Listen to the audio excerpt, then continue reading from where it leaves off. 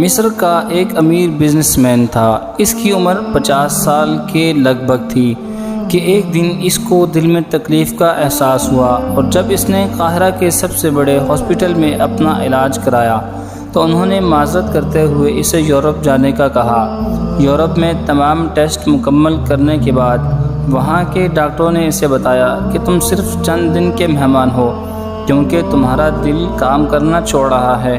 وہ شخص بائی پاس کروا کر مصر واپس آ گیا اور اپنی زندگی کے باقی دن گن گن کر گزارنے لگا۔ ایک دن وہ ایک دکان سے گوشت خرید رہا تھا جب اس نے دیکھا کہ ایک عورت کسائی کے پھینکے ہوئے چربی کے ٹکڑوں کو جمع کر رہی ہے۔ اس شخص نے عورت سے پوچھا، تم اسے کیوں جمع کر رہی ہو؟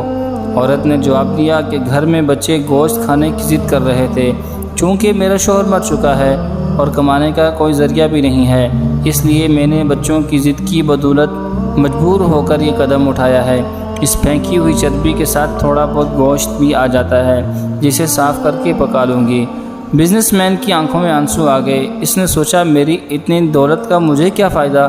میں تو اب بس چند دن کا مہمان ہوں، میری دولت کسی غریب کے کام آ جائے تو اس سے اچھا اور کیا۔ اس نے اسی وقت اس عورت کو کافی سارا گوشت خرید کر دیا اور کسائی سے کہا، اس عورت کو پہچان لو، یہ جب بھی آئے اور جتنا بھی گوشت مانگے اسے دے دینا اور پیسے مجھ سے لے لینا۔ اس واقعے کے بعد وہ شخص اپنے روزمرہ کے معمولات میں مصروف ہو گیا۔ کچھ دن اسے دل میں کسی تکلیف کا احساس نہ ہوا تو اس نے قاہرہ میں موجود لیبارٹری میں دوبارہ ٹیسٹ کرائے۔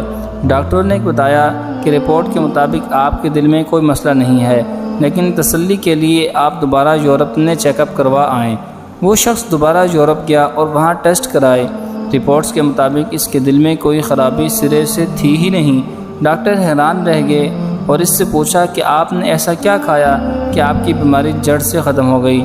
اسے وہ گوشت والی بیوہ یاد آئی اور اس نے مسکرا کر کہا، علاج وہاں سے ہوا جس پر تم یقین نہیں رکھتے۔